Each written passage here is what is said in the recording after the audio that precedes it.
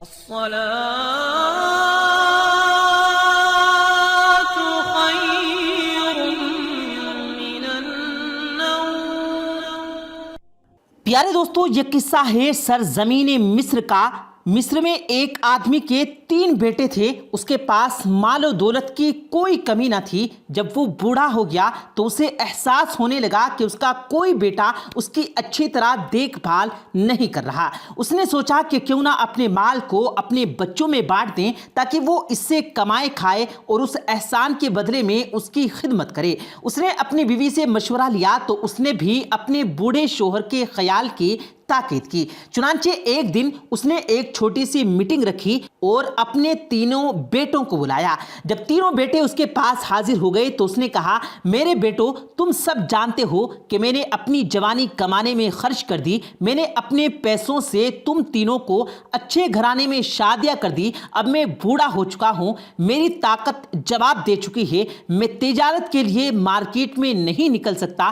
میں نے سوچا ہے کہ آخر یہ سب مال جو میرے پاس رکھا ہوا ہے کیوں نہ تمہارے بیچ اس کو بانٹ دوں تاکہ تم اس سے فائدہ اٹھاؤ، کماؤ اور کھاؤ۔ چنانچہ میں نے اپنا سارا مال تم 3 بھائیوں میں بانٹنے کا ارادہ کر لیا ہے۔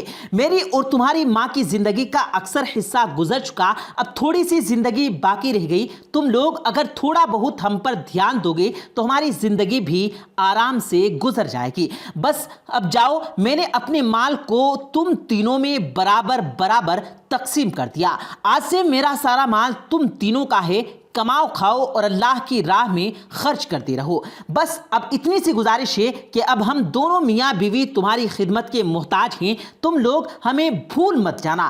3 بیٹوں نے باپ کو یقین دلایا کہ وہ ماں باپ کی خدمت کریں گے۔ پھر 3 بھائی اپنا اپنا حصہ لے کر بزنس اور کاموں میں مشغول ہو گئے۔ کچھ دنوں میں وہ اپنی مشغولیت میں ایسے ڈوبے کہ ماں باپ کی خدمت کرنا ہی بھول گئے۔ ہر بیٹا یہی سمجھتا تھا کہ چلو میں اپنے ماں باپ کی خدمت نہیں کر سکتا یا میرے پاس اتنا ٹائم نہیں تو 2 بھائی اور بھی تو ہیں، وہ دونوں ماں باپ کی خدمت کرتے ہوں گے۔ اس طرح بوڑھے ماں باپ تنہا ہو کر رہ گئے۔ شاد و نادر ہی ایسا ہوتا ہے کہ ان میں سے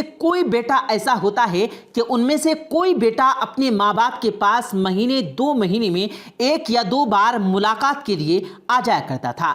ایک دن بوڑھے باپ کا ایک دوست ملاقات کے لیے آیا۔ یہ اس کا پرانا جگری یار تھا۔ خرید و فروخت کے معاملات میں جب بھی کوئی مشکل مسئلہ درپیش ہوتا، یہ بوڑھا اپنے اسی دوست سے مشورہ لیتا تھا۔ باتوں باتوں میں اس نے اپنے جگری دوست کے بیٹوں کے ناروا سلوک سے آگاہ کیا۔ اس نے یہ بھی بتایا کہ جب وہ اپنی جائیداد میں کسی چیز کا مالک نہیں ہے بلکہ تمام جائیداد بچوں میں تقسیم کر چکے ہیں اور وہی اس کے مالک ہیں۔ بوڑھے کا جگری دوست بڑا ذہین اور فطیح انسان تھا، اس لیے بوڑھے نے مشورہ لینے کے لیے اس کا انتخاب کیا تھا۔ بوڑھے کے دوست نے کہا کہ میں تمہیں تمہاری نافرمان اولاد کی بے حسی اور دھیان نہ دینے سے چھٹکارا دینے کے لیے کافی ہوں، لیکن میں چاہوں گا کہ ہمارے درمیان جو بھی باتیں ہوں تم اپنے بیٹوں کو ان کی ہوا بھی نہ لگنے دینا۔ بوڑھے باپ نے اپنے دوست سے وعدہ کر لیا کہ میں اپنے بیٹوں کو اس بارے میں کوئی بات نہیں بتاؤں گا، یہ بات ان سے راز ہی رکھی جائے گی۔ اس نے اپنے دوست سے کہا کہ میں تمہارے اختیار دیتا ہوں کہ ہمارا مسئلہ حل کرنے کے لیے تم جو مناسب طریقہ اختیار کرنا چاہو کر سکتے ہو۔ اس بات چیت کے بعد بوڑھے باپ کا جگری دوست ایک کے بعد ایک اس کے 3 بیٹوں کے پاس گیا اور ان تینوں سے یہ باتیں کہی، تم تو اچھی طرح سے جانتے ہو کہ میں تمہارے والد کا بہت پرانا ساتھی ہوں۔ تمہارا والد آخر وقت تک مجھ سے مشورے لیے بغیر کوئی قدم نہیں اٹھاتا تھا۔ لین دین ہو یا خرید و فروخت یا روزمرہ کا کوئی بھی الجھا ہوا معاملہ ہو، میں ہی اس کا ماشد خاص ہوا کرتا تھا۔ تمہارے باپ نے بہت عرصہ پہلے میرے پاس اپنے مال کا ایک بھاری حصہ بطور امانت رکھوایا ہوا ہے۔ اس مال کا اگر کوئی تخمین خال لگایا جائے تو یہ اس کی جمع پونجی کے 1/3 حصے سے کم نہیں ہوگا۔ خود میرے پاس اتنا زیادہ مال ہے، میں اس کی حفاظت سے عاجز ہو گیا ہوں، اس لیے میں چاہتا ہوں کہ تمہارے باپ کو اس کی رکھی ہوئی امانت واپس کر دو۔ آخر کب تک میں یہ درد اپنے سر لیے رہوں گا؟ اور ہاں، میں یہ امانت تنے تنہا واپس کرنا نہیں چاہتا۔ میں چاہوں گا کہ کل صبح تم اپنے دونوں بھائیوں کے ساتھ اپنے والد کے پاس آ جانا، تاکہ میں تم سب بھائیوں کی موجودگی میں تمہارے باپ کو اس کی امانت واپس کر دوں۔ وہاں ایک خاص بات تم سے یہ کہنا چاہوں گا، کیونکہ اب تمہارے والد بوڑھے ہو گئے اور انہیں اس مال و جائیداد میں کوئی دلچسپی بھی نہیں ہے، اس لیے وہ شاید یہ امانت تم بھائیوں میں کسی ایک کے نام کرنے والے ہیں۔ تم میں سے جو ان کی زیادہ سے زیادہ خدمت کرے گا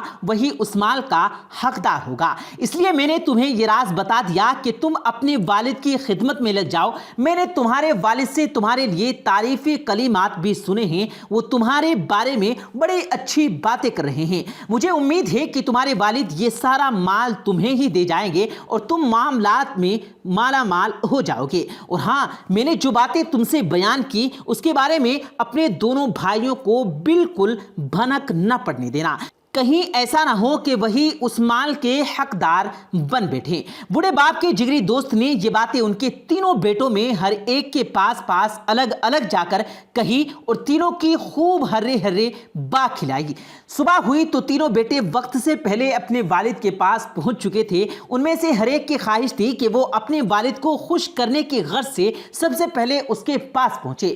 باپ کا جگری دوست بھی وقت پر پہنچ گیا۔ وہ یہ دیکھ کر حیرت میں پڑ گیا کہ وہی بیٹے جو کئی مہینوں تک اپنے بوڑھے ماں باپ کی مزاج پرسی کے لیے بھی نہیں آتے تھے، آج مال کے لالچ میں وقت سے پہلے ہی باپ کے دروازے پر پہنچ گئے ہیں۔ اس کے ساتھ دو جوان آدمی بھی تھے جنہوں نے ایک بڑا صندوق اٹھا رکھا تھا۔ صندوق ایک بڑا اور مضبوط تالا لگا کر بند کیا ہوا تھا۔ بوڑھے کے جگری ساتھی نے صندوق کو تینوں بیٹوں کے سامنے ان کے باپ کو واپس کرتے ہوا کہا، کیونکہ آپ نے یہ دولت میرے پاس بطور امانت رکھوائی ہوئی ہے، اب میں آپ کی رکھی ہوئی امانت کی مزید حفاظت کرنے سے قاصد ہوں، اس لیے آپ اپنے بیٹوں کے سامنے اپنی یہ امانت واپس لے لیجئے۔ بوڑھے نے اپنی جگری ساتھی کو تنہائی میں لے جا کر پوچھا، بھائی اس صندوق کے اندر تم نے کیا چھپا رکھا ہے؟ اس نے بتلایا کہ یہ محض میری تدبیر ہے، میں نے اس میں اپنا آیا ہے، اور ہاں تم اپنے بیٹوں کے سامنے اس بارے میں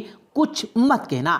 پھر وہ دونوں واپس آئے۔ اب بوڑھے کا ساتھی اس کے بیٹوں سے اس طرح مخاطب ہوا اور کہنے لگا، آج میں تمہارے والد کی رکھی ہوئی امانت تمہارے سامنے واپس کر رہا ہوں۔ اب اس امانت کا بوجھ میرے سر سے ختم ہو گیا۔ تم لوگ اس بات پر گواہ رہو، آج کے بعد مجھ پر اس سلسلے میں کوئی ذمہ داری عائد نہیں ہوگی۔ یہ کہہ کر اس نے بیٹوں کے سامنے بوڑھے باپ کو صندوق کی چابی دے دی۔ بوڑھے نے اپنے جگری ساتھی سے کہا، دوست واقعی تم نے اپنی دوستی کا حق ادا کر دیا ہے، امانت کو اس کے حقدار تک پہنچا دیا ہے، اللہ تعالیٰ تمہارا بھلا کرے۔ دوست بولا، آپ نے پوری زندگی خیر اور بھلائی ہی کا تو کام کیا ہے، اور مجھے معلوم ہے کہ آپ یہ مال بھی اپنی جائیداد کی طرح اپنے ان بچوں میں کسی کو تقسیم کر دیں گے۔ آپ ان میں سے جسے وصیت کر دیں یا سب کو عنایت کر دیں، یہ بعد میں جسے چاہیں پورے مال کا مالک بنا ڈالیں۔ یہ کہہ کر اس نے سلام کیا اور رخصت ہو گیا۔ اس کے بعد بوڑھے کے تینوں بیٹوں کا حال یہ تھا کہ وہ سب کے سب وفا کے پیکر بنے باپ کے سامنے کھڑے رہتے تھے۔ ان میں سے ہر ایک کی تمنا تھی کہ وہی اس صندوق کا حقدار بنے۔ باپ نے بیٹوں سے کہا کہ میں ابھی یہ فیصلہ نہیں کر سکتا کہ یہ صندوق تم میں سے کسی ایک کے دے دوں، البتہ کچھ دنوں بعد اسی صندوق کے اندر میں ایک وصیت نامہ اپنی اس بیٹی کے نام لکھ دوں گا جسے میں یہ صندوق دینا چاہتا ہوں۔ میرے انتقال کے بعد تم لوگ اسے کھولنا اور اندر سے جس کے نام وصیت نامہ نکلے یہ مال اسی کا ہوگا۔ بیٹے اپنے باپ کی بات سن کر حیرت زدہ ہو گئے۔ یہ سمجھ رہے تھے کہ ان کا بوڑھا باپ یہ مال بھی ان کے بیچ ایسے ہی تقسیم کر دے گا جیسے پہلے بانٹا تھا، مگر اس دفعہ ایسا نہیں ہوا۔ اب ان تینوں میں سے ہر ایک بیٹے کی یہ کوشش لگ گئی کہ کسی نہ کسی طرح اپنے باپ کی اس مال میں مستحق وہی ٹھہرے۔ بس اب کیا تھا، تینوں بیٹے اپنے ماں باپ کی خدمت کے لیے مصروف ہو گئے۔ جیسے بھوکا آدمی کھانے پر ٹوٹ پڑتا ہے، کوئی باپ کی خدمت کے لیے صبح آنکھ کھلتے ہی پہنچ جاتا، کوئی اپنی بیوی بچوں کے ساتھ باپ کے پاس پہنچ کر اس کے پاؤں دباتا، کوئی رات کے وقت اپنی ماں باپ کی خیریت دریافت کرنے آ جاتا۔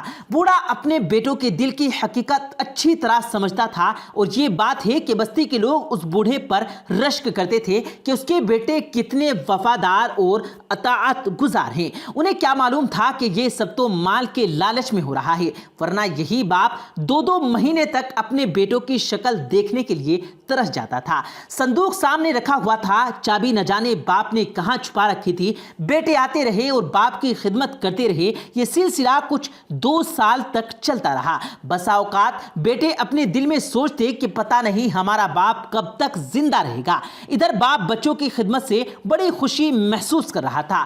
2 سال گزر جانے کے بعد آخر کار وہ وقت آ ہی گیا جس کا بیٹوں کی شدت سے انتظار تھا۔ باپ کا انتقال ہو گیا۔ کفن دفن کی کارروائی مکمل کرنے کے بعد بیٹوں کی یہی تمنا تھی کہ جلد از جلد صندوق کو کھولا جائے اور دیکھا جائے کہ یہ مال کس کے نصیب میں آیا ہے۔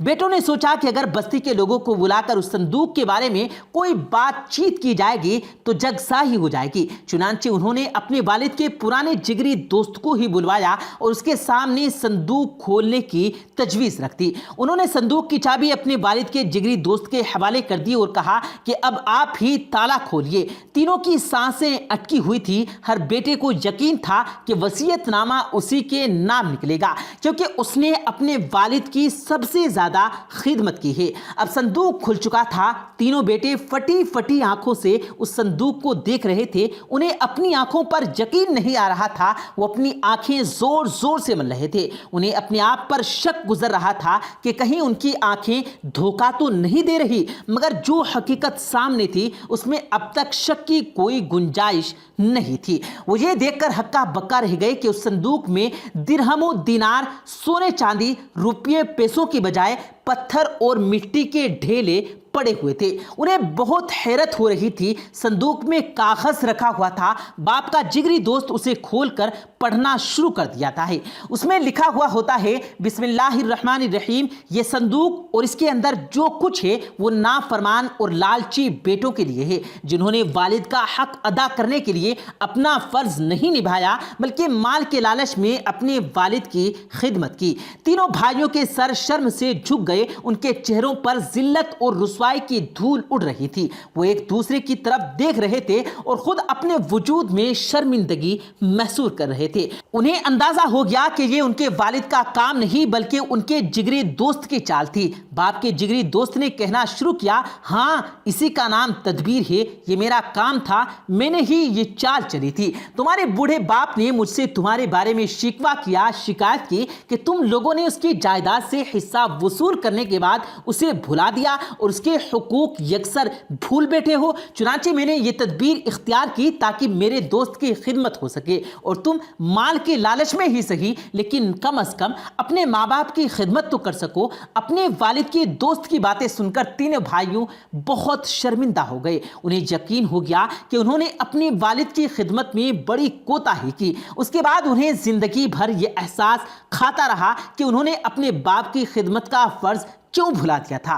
پیارے دوستو، ماں باپ اللہ کی دی ہوئی بہت بڑی نعمت ہیں۔ ان کی خدمت کرنی چاہیے، ورنہ ان کا دل دکھا کر انسان اپنی دنیا و آخرت دونوں ہی برباد کر دیتا ہے۔ ماں باپ کی نافرمانی ایک ایسا گناہ ہے جس کی سزا آخرت میں تو ملے گی ہی، دنیا میں بھی ضرور ملتی ہے۔ اللہ تعالی ہم سب کو اپنے والدین کی خدمت کرنے کی توفیق عطا فرمائے، آمین ثم آمین۔ پیارے دوستو، ہم امید کرتے ہیں کہ آپ کو آج کی ہماری دلچسپ ویڈیو ضرور پسند آئی ہوگی۔